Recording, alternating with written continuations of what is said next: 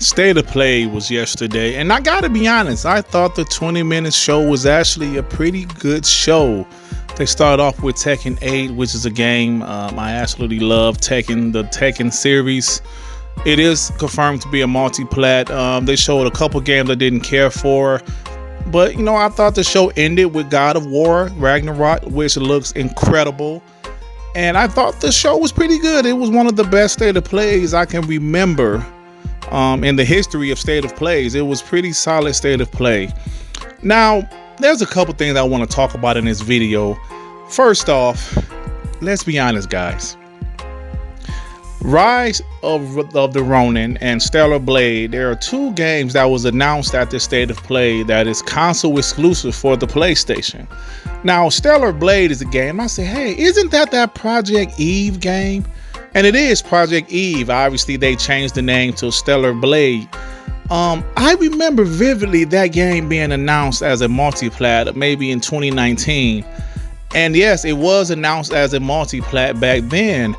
But it seems like Sony, they're now publishing the game, which I think is absolutely fine. The game is now a console exclusive, meaning most likely it will launch on PC. So I'm like, okay, this game is a console exclusive that was previously announced as a multi-plat coming to the Xbox, but now it's only going to the PlayStation. Listen, guys. You know how I feel about business. I have no problem with Sony doing this. They wanted the game to be exclusive to the PlayStation console. And the game looks great, by the way. So they money had it the game, and now they are publishing the game. They're also publishing Rise of the Ronin. I think both games look pretty damn good. So, you guys know where I'm headed. You guys know where I'm headed. Why the hell is Jim Ryan crying like a bitch every chance he get about Xbox owning Call of Duty when they're doing things like this? Now, guys, I know what you're going to say. Well, Durt, Call of Duty is a much bigger game. It's on a way bigger scale than a game like Stellar Blade or Rise of the Ronin. Yes, I get that. But at the end of the day, he is doing what he's crying about. Making something exclusive that's not first party. Making something exclusive that is from a third-party developer, a third-party publisher. Well, now they're publishing it. And like I'd already mentioned, Project Eve was already announced for the Xbox One. And Jim Ryan is just doing what he has to do as a business. He wants people to come to his platform. He wants people to enjoy the game on the PlayStation only. I know Xbox might have had the opportunity to publish the game also, but they didn't. So here we are. Here we are. It's just so funny because recently Jim Ryan was just livid about Xbox owning Call of Duty and the potential that Xbox can take Call of Duty away from PlayStation. But PlayStation continues to take away games that was previously announced for the Xbox away. And like I mentioned several times already, I have no problem with that. PlayStation just being aggressive. That goes back to me not understanding Jim Ryan whining, crying. That's what I don't get. So at the end of the day, he's been incredibly hypocritical. Some of the things he said just totally goes against some of the things they're doing. Right? They're doing something, it goes against a lot of the stuff they're doing right now. When Jim Ryan says their proposal was inadequate on many levels and failed to take account of the impact of our gamers, I look at him like, what about the Xbox folks that was hyped for Project Eve or Stellar Blade now? What about those guys that was excited for that game? I guess now they have to get a PlayStation to play it, right? What about how this decision impacted the Xbox players? See, it's really quite simple. You're doing the same thing that you're crying about. And Xbox told you, yo, man, you can have 3 extra Call of Duties after the contract. But yet and still, we're here. We're here.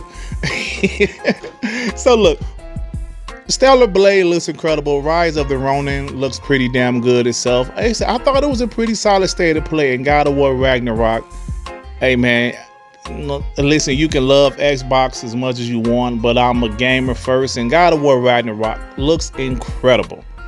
I'm looking forward to the game. But before I want to get out of here, guys, while we're talking about Sony's state of play yesterday, I mentioned several times already how I thought it was a pretty decent show. It was a pretty good show. 20-minute show was pretty good. But does that mean they're not having a PlayStation showcase this year? Now, that's a valid question, right? In 2021 and in 2020, PlayStation Showcase was their big show, their E3 show, right? And those shows happened in September.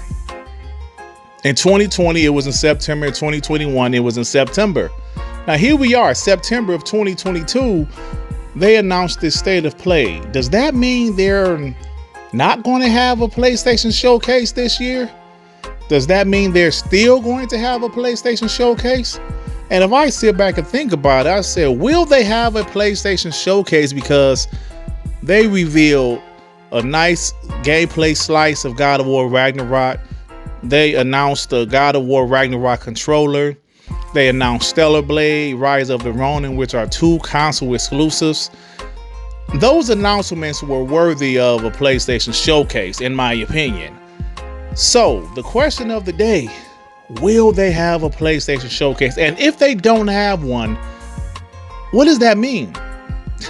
Well, in my humble opinion, if they don't have a PlayStation Showcase this year, this state of play was kind of their PlayStation Showcase. It was just a smaller version, 20 minutes. And it also means to me that all of the other games that they have in development, they're not ready to be shown. They're just not ready. And PlayStation signing all of these timed exclusive deals this generation, from Deathloop to Ghostwire Tokyo to Final Fantasy 16, for Spoken to Stellar Blade to Rise of the Ronin. I think that says a lot. I think that says a lot, in my opinion, that maybe PlayStation first party, you know, they have God of War, they had Horizon Forbidden West, GT7, you know, they had a couple games last year, Ratchet & Clank, they had Spider-Man 2, Wolverine on the way. But maybe some of their other studios are, you know, they're developing, but they're kind of behind. So PlayStation felt they need to sign more PlayStation timed exclusives, or just console exclusives, third-party exclusives. So we'll see what happened. But it seems to me that this state of play yesterday, it was kind of their PlayStation Showcase. I could obviously be wrong, but I guess we will see. Now, as an Xbox fan, I'm still excited about the future. Nothing has changed. I was already excited for God of War Ragnarok. That was pretty much one of the reasons I decided to get my PS5 this year instead of in the future, because I wanted to play God of War Ragnarok the best way I could. And I'm not a PC gamer, and it hasn't been announced for PC anyway yet. So yeah, that's all I want to talk about, guys. It just seems extremely hypocritical for Jim Ryan to say that taking away Call of Duty will impact their gamers, PlayStation gamers, like that's Xbox fault or that's Xbox job to make their gamers happy, and it's just not. He says that, he cries about that, but at the same time, they're taking away games that was previously announced to be on the Xbox One, and they publish those games and making them exclusives. So hey man, it is what it is. Business is business. And Jim Ryan, stop crying. Look, guys, I'm about to get out of here. If you like this video, please hit the like button. If you happen to stumble across my channel, you think I'm decent enough, why don't you go ahead and subscribe? And if you subscribe, please hit that notification bell to know when my black ass is doing some new content, baby. All right, everybody. Peace and love. Peace and love. Shit. Damn, man.